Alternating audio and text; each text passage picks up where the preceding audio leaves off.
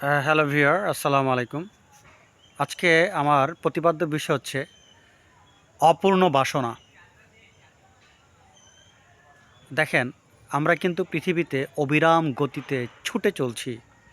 আমাদের চাওয়া এবং পাওয়ার শেষ নেই। বলতে পারেন যে এই চাওয়া পাওয়ার যে শেষ নেই, আর এর জন্যই তো আমরা আজকে শৃঙ্খলাবদ্ধ।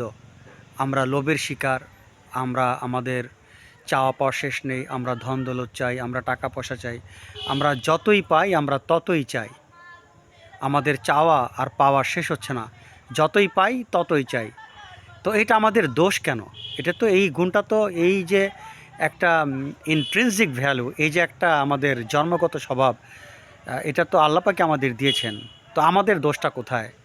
এই বিষয়ে একজন বিজ্ঞ পাঠক, বিজ্ঞ ভিউয়ার আমাকে প্রশ্ন করেছেন যে হ্যাঁ, এটা সত্য যে মানুষের মধ্যে অদম্য কামনা বাসনা থাকে।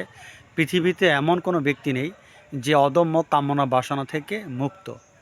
তো এই অদম্য কামনা বাসনার কারণেই আজকে কিন্তু এই সভ্যতার আবিষ্কার হয়েছে। মানুষ জানতে চায়, সে জানার পরে আরও জানতে চায়, জানার পরে সে আরও জানতে চায়। এই জানার কৌতূহলতার কারণে আজকে কিন্তু বিজ্ঞান এত দূর। তো মানুষ পেতে চায়, পাওয়ার পরে আরও পেতে চায়, তারপরে আরও পেতে চায়। তো এই সব গুণগুলো তো মানুষের মধ্যে দেয়া হয়েছে, এবং মহান আল্লাহ তাআলাই তো মানুষের মধ্যে এই সকল গুণ দিয়েছে। তো এই সকল গুণ, তো এটা অপরাধ কোথায়? যে মানুষের মধ্যে লোভ আছে বিধায় মানুষ টাকা পয়সা বেশি পেতে চায়।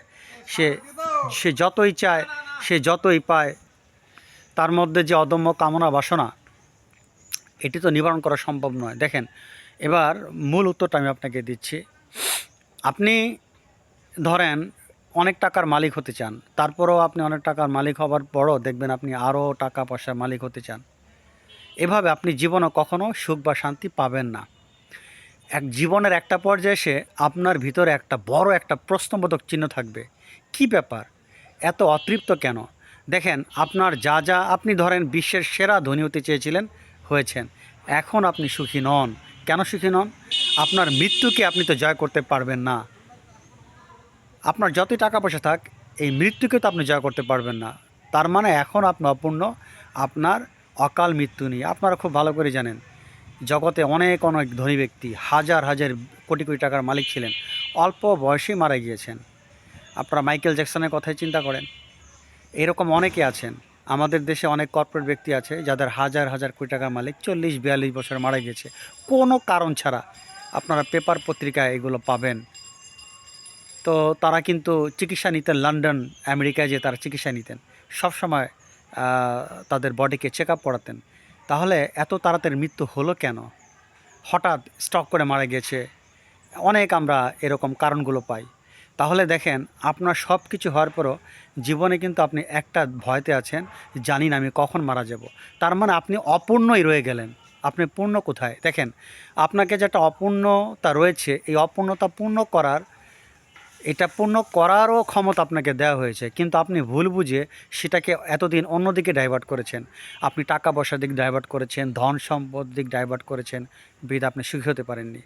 মানুষের এই অপূর্ণ বাসনা কখনোই কখনোই পূর্ণ হতে পারে না। এতক্ষণ এটা বুঝালাম। মানুষ পূর্ণ হয় তখনই যখন সে স্রষ্টাকে পেতে পারে। স্রষ্টাকে পেলে তার আর কোনো দুঃখ থাকে না। আর এই স্রষ্টাকে না পাওয়া পর্যন্ত মানুষ এই আজীবন তার এই চাওয়া পাওয়াকে সে অন্যদিকে ডাইভার্ট করে, অন্যদিকে মোটিভেট করে, অন্যদিকে নিয়ে যায়। কিন্তু আসলে তার চাওয়া পাওয়ার ফিলসফিক্যাল ব্যাখ্যাটা হচ্ছে, সে এই ধন সম্পদ চায় না, সে চায় আল্লাহকে। কিন্তু আপনি এই শক্তিকে ব্যবহার করেছেন ধন দৌলতের দিকে। যেমন অনেক ড্রাগ আছে, যে ড্রাগগুলো মূলত আবিষ্কার করা হয়েছে মানুষের কল্যাণের জন্য, আর আপনি সেই ড্রাগগুলোকে ব্যবহার করছেন নেশাগ্রস্ত হওয়ার জন্য। আসলে ড্রাগের দোষ নয়, বরং আপনি ড্রাগকে অন্য পথে নিয়ে গিয়েছেন। সিমিলারলি আপনার মধ্যে যে চাওয়া পাওয়ার কামনা বা বাসনা, সেটা ভুল নয়, সেটার লক্ষ্য ছিল মহান আল্লাহকে পাওয়ার। কিন্তু আপনি এই অদম্য কামনা বাসনাকে আপনি ধন দৌলত অর্জনের জন্য ব্যয় করেছেন। বিধায় এই অদম্য কামনা বাসনাকে আপনি কখনো দমন করতে পারেননি। সেটা পাগলা ঘোড়ার মতো আপনাকে তাড়িত করেছে। আপনি এতদিন ভুল সিদ্ধান্ত ছিলেন।